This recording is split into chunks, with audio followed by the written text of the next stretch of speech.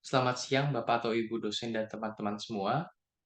Pertama-tama saya ingin memperkenalkan diri terlebih dahulu. Perkenalkan, nama saya Marso Nobel dengan NIM 010111220001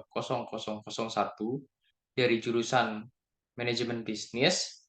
Pada kesempatan kali ini saya ingin menjelaskan argumentatif esai yang bertemakan perubahan iklim itu nyata. Bagian yang ingin saya jelaskan yaitu adalah bagian pendahuluan.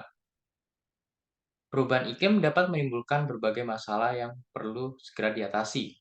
Perubahan iklim sendiri diartikan sebagai perubahan dalam rentang waktu yang panjang pada distribusi statistik pola selama periode mulai 10 tahun hingga jutaan tahun. Perubahan iklim dapat terjadi di beberapa negara atau bahkan di seluruh wilayah di dunia. Singkatnya, perubahan iklim adalah iklim yang berubah karena adanya kenaikan suhu rata-rata global.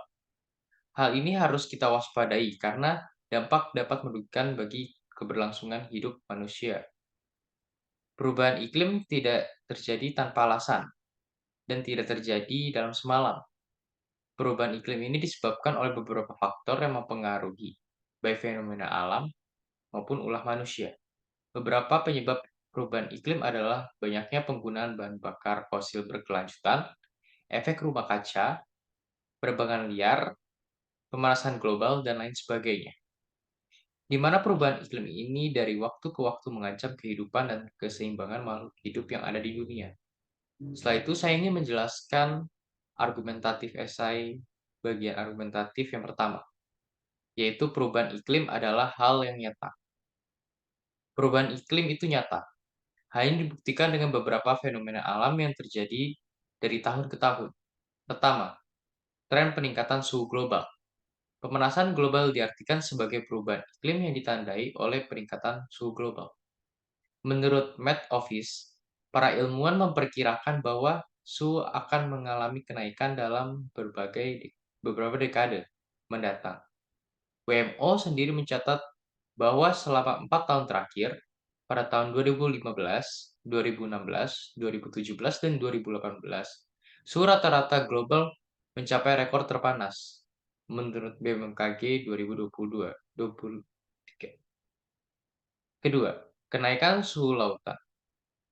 Menurut peneliti NASA, lautan menyerap panas dari atmosfer. Hal ini mempengaruhi kenaikan suhu laut yang meningkat sekitar 0,2 derajat Celcius selama 30 tahun terakhir. Ketiga, kenaikan muka air laut.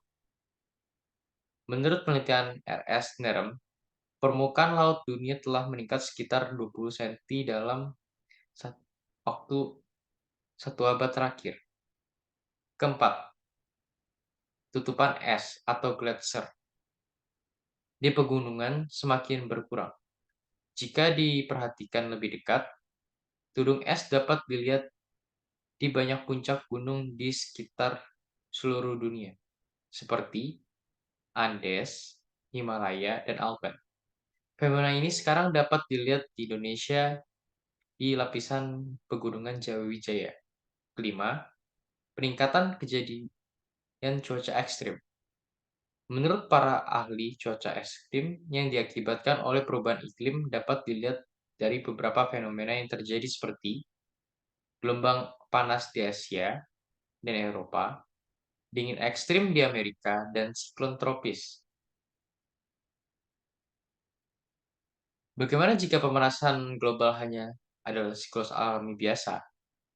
Banyak orang yang bertanya-tanya demikian. Umumnya orang memperdebatkan pertanyaan ini. Seorang profesor emeritus geologi di Western Washington University berkata, pemanasan global, contoh, sejak tahun 1977 telah usai.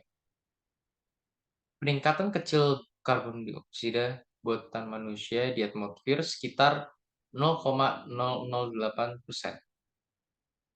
Bukanlah penyebab pemanasan global. Itu merupakan keberlanjutan dari siklus alami yang terjadi selama 500 tahun terakhir, menurut Heren Drawari. Di mana perubahan iklim berkelanjutan tanpa campur tangan manusia. Siklus perubahan iklim sendiri sudah berlangsung sejak terbentuknya bumi, yaitu sekitar 4,5 miliar tahun yang lalu.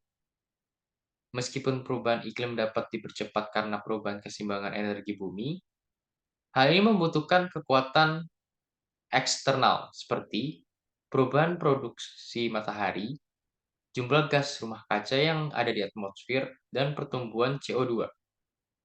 Pernyataan perubahan iklim adalah siklus alami dapat dibuktikan.